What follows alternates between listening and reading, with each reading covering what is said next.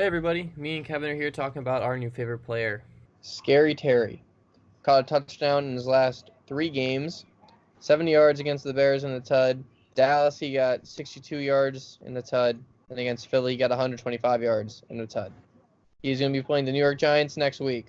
Obviously, you have to start this guy. He's on fire. I was a little skeptical after week one, and sure, he looks good, but what's he going to do when NFL defenses actually start adjusting to him? Even then, like, the Bears defense, one of the best in the NFL, still got a touchdown, still did his normal thing, maybe not as good as he did week one, but it's clear that Scary Terry is a very, very good football player. And the Giants, that defense, not so hot. Looking at what Mike Evans just said to him. Scary Terry has a big week. I think he's honestly worked his way up to being a valid wide receiver 2, honestly. Like, that's kind of a stretch, but I would if he can do that every week. Obviously, if he can do that every week, he's wide receiver 1. And keep in mind that the Redskins are not a good football team. They will be playing from behind a lot. They're going to be using the passing game a lot more than some other teams. LaShawn McCoy had a pretty big game against a good run defense. Ended up scoring a rushing touchdown and a receiving touchdown. I mean, he only had 54 yards, but he had 2 touchdowns. 2 touchdowns. That's pretty big. He's clearly involved in that offense. As someone who owns both McCoy and Damian Williams, Williams just can't rush for shit. Like, he's not a good rusher. He's a pretty solid receiving back, but McCoy is a much better rusher. Now, obviously, Williams was out this past week. Both of them going at the same time, it was clear that LaShawn McCoy was used more, even in the first week. And I'm sure that's just because of getting him more worked in. And Damian Williams, the only reason his week was somewhat viable was because he had a touchdown that week. But Damian Williams really hasn't done anything that I've been too impressed with. He's still involved in the receiving game a little bit, but I think LaShawn McCoy is going to get used more on that. And keep in mind that McCoy just is more talented. Damian Williams came from the Dolphins, where he really didn't do a whole lot beforehand. And Shady, I mean, you saw him on the Eagles, and even on the Bills, he did pretty decent for a season. I think that he's going to be taking over as a workhorse for this team. Yeah, I agree. And the crazy thing is, McCoy, it's only, obviously he's been with Reed's offense before when they were in Philly.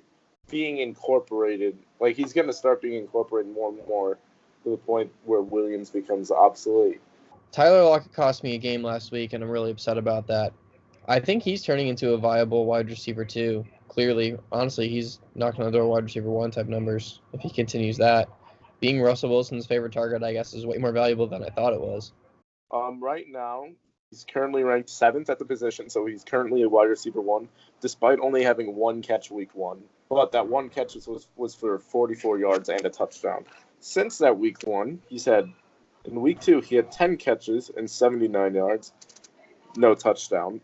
But that's still very good numbers in a PPR league. Regular league, that kind of not that great. But week 3, 11 catches, 154 receiving yards, and a touchdown. Can't scoff at that.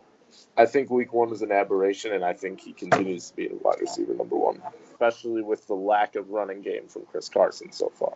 I drafted Chris Carson in the 4th round, and honestly, he hasn't been providing for nearly as much fantasy points as I thought he was going to. That big week 1 with 20 points, I thought he was going to be something special, kind of. And then this week, with Rashard Penny not even playing, he really didn't do anything special. The real running back that I say has value in the Seattle backfield is probably Rashard Penny. I don't really love the idea of shooting for him right now, but who's going to step up, really? You know, if Chris Carson isn't going to be the guy for him, he's the next best person there, and they drafted him, so they're going to give him a shot. Can I talk about who to sit?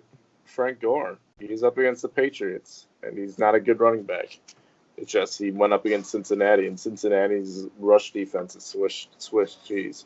He was a pretty hot waiver wire pickup for last week, and people recommend to start him. Do not start him this week. Another guy who you have to sit Stephon Diggs against Chicago. I'm sorry, but Stephon Diggs ain't doing it. Stephon Diggs, over 3 games, has had 6 total catches. Do you want to know who has more catches than Stephon Diggs? Justin Jackson. Oh, wait, actually, they're tied. My bad. But still, the second-string running back for the San Diego Chargers, and Stephon Diggs, the second-string wide receiver for the Minnesota Vikings, the same amount of catches is like that's ridiculously bad. I don't think you can trust him anymore until he proves himself again with a big game.